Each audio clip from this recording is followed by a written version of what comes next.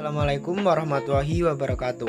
Yoga Widiansyah, 12 Kimia 1 nomor absen 36.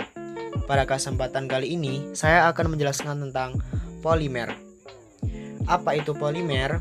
Polimer adalah suatu molekul raksasa atau makromolekul yang terbentuk dari susunan ulang molekul kecil yang terikat melalui ikatan kimia yang disebut polimer.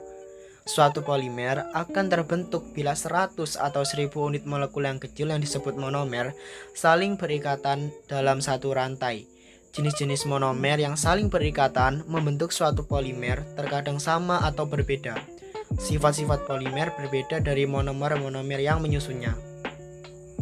Struktur polimer. Bila Anda ingin memahami struktur polimer, Anda dapat mengidentifikasi monomer secara berulang-ulang yang menyusun polimer tersebut. Karena polimer merupakan molekul yang besar, maka polimer umumnya disajikan dengan menggambarkan hanya sebuah rantai. Sebuah rantai yang digambarkan tadi harus mencakup paling tidak satu satuan ulang yang lengkap. Selulosa merupakan komponen utama tumbuhan, suatu senyawa organik yang kemungkinan sangat berlimpah di bumi. Bahan tumbuhan ini ditemukan di dalam dinding sel buah-buahan dan sayuran, tidak dapat dicerna oleh manusia. Selulosa yang melewati sistem pencernaan makanan tidak diubah, namun digunakan sebagai syarat makanan yang diterima serat makanan yang diterima sistem pencernaan makanan manusia dengan baik. Panjang molekul selulosa berjarak dari beberapa ratus hingga beberapa ribu unit glukosa, tergantung dari sumbernya. Selulosa merupakan polimer yang ditemukan di dalam dinding sel tumbuhan seperti kayu, dahan, dan tumbuhan. Selulosa itulah yang menyebabkan struktur-struktur kayu, dahan, dan daun menjadi kuat. Dapatkah Anda menemukan bagian dari struktur molekul selulosa yang diulang? Ingat bahwa bagian cincin dari molekul selulosa semuanya identik. Selanjutnya, kita akan memahami tentang jenis-jenis polimer. 1. Polietilen atau PE, barang plastik yang digunakan sebagai packing minuman atau barang cairan. Yang kedua adalah polipropilen atau PP, yaitu bahan plastik yang digunakan untuk dipakai pada packing makanan kering atau snack. Selanjutnya adalah PVC atau polyvinyl chloride, bahan plastik yang dipergunakan untuk packing botol minyak, daging, pipa air, dan jendela plastik. Selanjutnya adalah oriented polyester, sangat bening dan kurang tahan panas. Selanjutnya adalah ada HDPE atau HDPE, yaitu singkatan dari High Density Polyethylene. Selanjutnya adalah karet bahan. Yang ketujuh ada Low Density Polyethylene atau LDPE. Selanjutnya adalah Polyethylene Terephthalate atau PET. Selanjutnya adalah polistiren atau PS, bersifat berubah bentuk dan berbunyi. 10 adalah lunchbox polistiren, bahan plastik yang digunakan untuk packing makanan ringan, nasi, dan lain-lain. Yang terakhir atau yang nomor 11 adalah plastik cor. Kemudian kita akan mempelajari tentang kegunaan dan manfaat polimer. Pertama adalah polietana dengan simbol segitiga, kemudian di dalamnya terdapat tulisan PE. Merupakan termoplastik atau merupakan polimer plastik yang sifatnya ulet, liat, massa jenis rendah, lentur, suka rusak apabila lama dalam keadaan terbuka di udara maupun apabila terkena tanah lumpur tetapi tidak tahan panas. Kegunaan polietana adalah untuk memproduksi lembaran untuk kantong plastik, pembungkus halaman, ember, dan sebagainya. Selanjutnya adalah polipropena, merupakan monomer yang tidak rata serta memiliki sifat resisten yang tidak biasa terhadap kebanyakan pelarut kimia, basa, dan asam.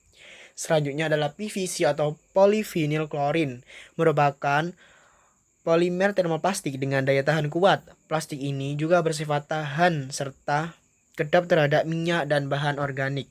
Selanjutnya adalah Teflon. Teflon merupakan nama lain dari politetrafluoroetana atau PTFE. Teflon merupakan lapisan tipis yang sangat tahan panas dan tahan terhadap bahan kimia.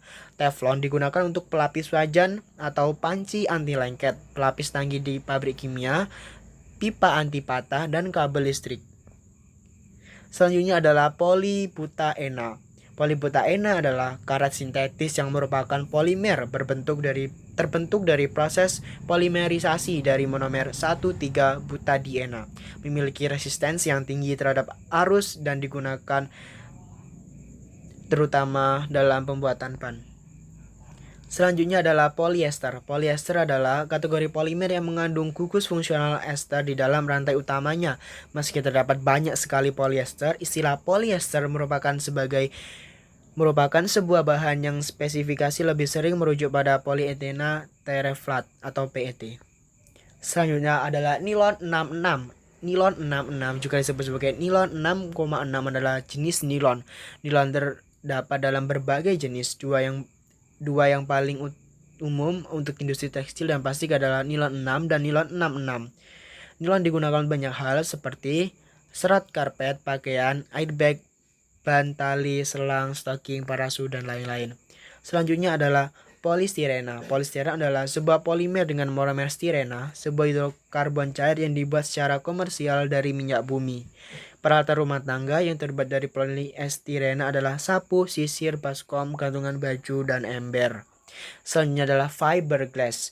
Fiberglass atau polymethyl metakrilat disingkat PMMA mempunyai nama dagang plexiglass. Polymethyl metakrilat merupakan polimerisasi adisi dari monomer metil metakrilat. Metode pembuatan. Terdapat dua metode pembuatan yang dapat digunakan untuk membuat polimer. Yang pertama adalah polimerisasi kondensi, yaitu polimerisasi yang disertai dengan pembentukan molekul air atau H2O sebagian dari molekul monomer tidak termasuk polimer akhir. Selanjutnya adalah polimerisasi adisi, adalah polimerisasi yang disertai dengan pemutusan ikatan rangkap diikuti oleh adisi monomer. Monomer mengadisi monomer lain sehingga produk polimer mengandung semua atom yang ada pada monomer awal. Manfaat video ini untuk pembelajaran adalah memberikan gambaran atau informasi mengenai polimerisasi, baik pengertian, jenis-jenis maupun metode pembuatannya.